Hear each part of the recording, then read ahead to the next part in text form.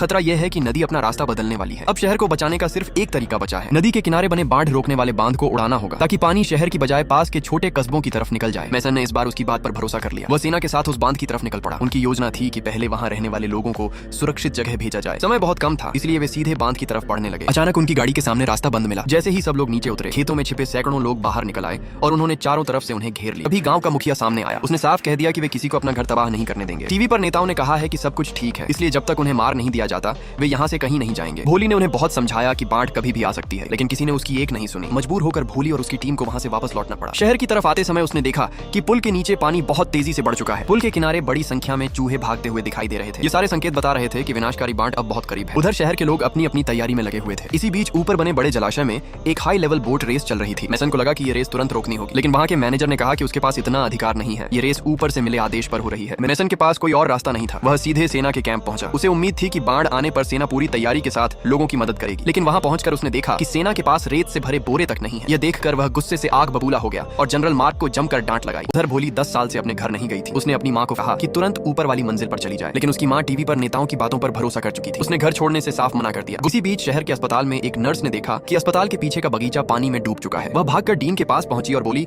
कि नीचे वाले वार्ड के मरीजों को तुरंत ऊपर भेज देना चाहिए, लेकिन अगली सुबह तक भूतल पूरी तरह पानी में डूब चुका था। अब मरीजों को बाहर निकालना बहुत मुश्किल हो गया। मजबूरी में डीन ने सड़क से गुजर रही एक बस रुकवाई और जो मरीज चल सकते थे उन्हें बस में बैठाकर भेज दिया। रात होते होते गवर्नर शहर पहुंच गया। भोली ने बिना समय गंवाए उसे पूरी स्थिति समझाई। उसने बताया कि पहली बाढ़ की लहर 5 घंटे बाद शहर में पहुंच जाएगी। अगर उससे पहले शहर के बड़े बाढ़ द्वार नहीं उड़ाए गए तो शहर को बचाना नामुमकिन होगा। इससे पानी का स्तर कुछ सेंटीमीटर कम हो जाएगा और शायद शहर बच जाए। अब सबसे बड़ी परेशानी यह थी कि जिस कस्बे के पास वह बाढ़ द्वार था वहाँ के लोग अपना घर छोड़ने को तैयार नहीं थे। गवर्नर घबरा गया। उसने तुरंत सेना को आदेश दिया कि बाढ़ द्वार उड़ा दिया जाए और जरूरत पड़े तो लोगों को जबरदस्ती वहाँ से हटाया जाए। कुछ ही देर में सेना के कई ट्रक कस्बे की तरफ निकल पड़े। उधर बांध पर मौजूद लोग लगातार रेत के बोरे लगाकर उसे और मजबूत करने में लगे थे। सबसे पहले पुलिस वहाँ पहुंची और लोगों से जगह खाली करने की अपील करने लगी, लेकिन तभी एक किसान आगे आया। उसने कहा कि सरकार उन्हें कुर्बान करना चाहती है। अगर उनका घर बचाना है तो उन्हें खुद ही लड़ना होगा। उधर भोली भी तेजी से वहाँ पहुंच रही थी। वह बार बार लोगों से कह रही थी कि अगर अभी नहीं निकले तो कोई भी जिंदा नहीं बचेगा, लेकिन रास्ते में उन्हें पता चला कि वे भटक गए हैं। असल में कस्बे के लोगों ने चुपके से रास्ते के बोर्ड बदल दिए थे ताकि पुलिस और सेना देर से पहुंचे। इसी दौरान सेना के हेलीकॉप्टर भी उड़ान भर चुके थे। उनका काम जरूरत पड़ने पर बम गिराकर बाढ़ द्वार उड़ाना था। जब भोली और बाकी लोग वहाँ पहुंचे तब तक टीवी चैनलों की टीम भी वहाँ आ चुकी थी। समय बहुत कम बचा था। गवर्नर ने एक बार फिर लोगों को जबरदस्ती हटाने का आदेश दिया। ये सुनते ही लोग रेत के बोरे छोड़कर नीचे आ गए। हालात बेकाबू होते देख जनरल मार्क ने हेलीकॉप्टर आगे भेज दिया। हेलीकॉप्टर ने नीचे तेज आवाज वाले धमाके किए